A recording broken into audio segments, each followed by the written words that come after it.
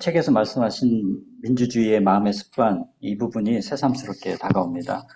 그런 것을 실천한 여러 가지 사례들이 있었을 텐데, 근데 문제는 이제 신뢰서클이라는 걸 저희가 해왔습니다. 근데 그 신뢰서클을 경험하지 못한 분들과도 이런 민주주의 주제를 가지고 이제 대화를 만들어 가야 되는데, 그 안전한 공간을 형성하려고 할 때, 그렇게 신뢰서클을 경험하지 못한 분들과 할 때 어떤 것을 좀 유념해야 될지 이런 질문 드리고 싶습니다. Yeah, we began our work, and I think you did too, with teachers.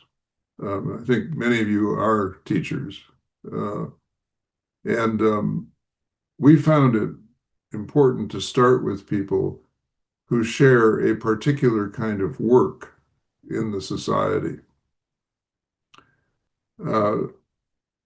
We knew something about their problems of isolation, problems of being asked to live up to standards, educational standards that aren't necessarily in the best interest of their students or of them.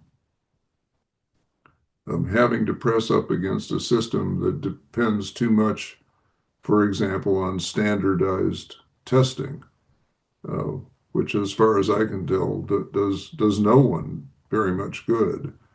And so we gathered these teachers in a way that said, we don't have the answers to your problems, but we believe that you have the answers.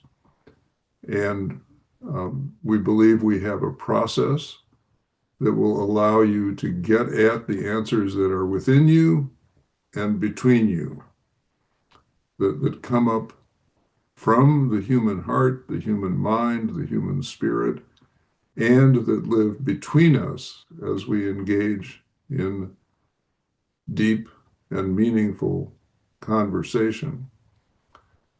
And so we started facilitating that, and of course what that takes is a facilitator who understands how to protect the safety of that circle of trust. Circle of trust, what we call our gatherings of maybe 25 teachers who take this journey together over a period of time. And there's a lot to be said about what it takes to be a good facilitator.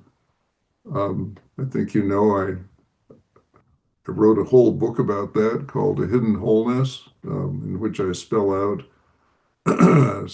some of the details of good facilitation. And more of that, of course, is available at the website of the Center for Courage and Renewal. A lot of material is there. So I don't think there's a lot I can say about it here, but I'll try at least this one critical piece. And I don't know how this is going to translate into your context, but I'll give it a try. So in our circles of trust, we have a ground rule, a mutual understanding that no matter what gets said, people will not try to fix, save, advise, or correct each other. They will not try to fix each other or save each other or advise each other or correct each other. Because as soon as we do that, the conversation kind of ends. I don't know if you've ever had the experience, I have, of taking a problem to someone because I want to explore it. And as soon as they hear the problem, they say, oh, I know what you should do about that because I had that problem too. And here's what worked for me. Here's what fixed me. Here's what saved me. And as soon as I hear that, I think, you can't possibly know how this problem feels to me because you're not me. There's a real arrogance in assuming that we know how to fix another person. But people know how to fix themselves if we can listen deeply and give them plenty of opportunity to explore their inner resources and can put them in a situation with others where everybody is exploring their inner resources and things start to emerge between us.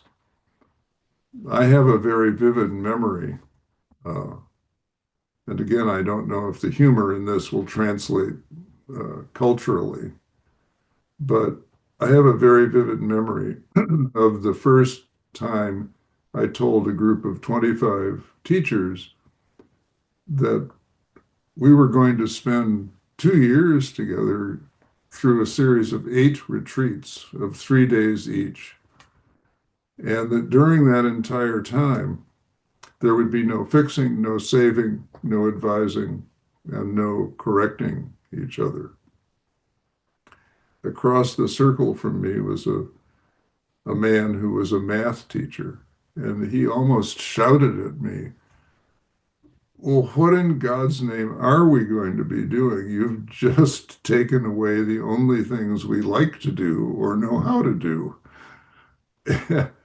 And we all laughed, but the laugh was based on our recognition that that is exactly true, that we spend a lot of time trying to fix, save, advise, or correct each other. Here's what you ought to do. You got that wrong.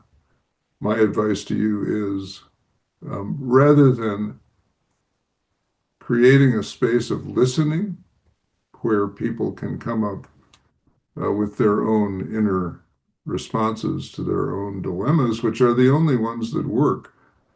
Maybe there's a standardized fix out there for them, but it won't work until they are ready to say, yes, this is my way forward.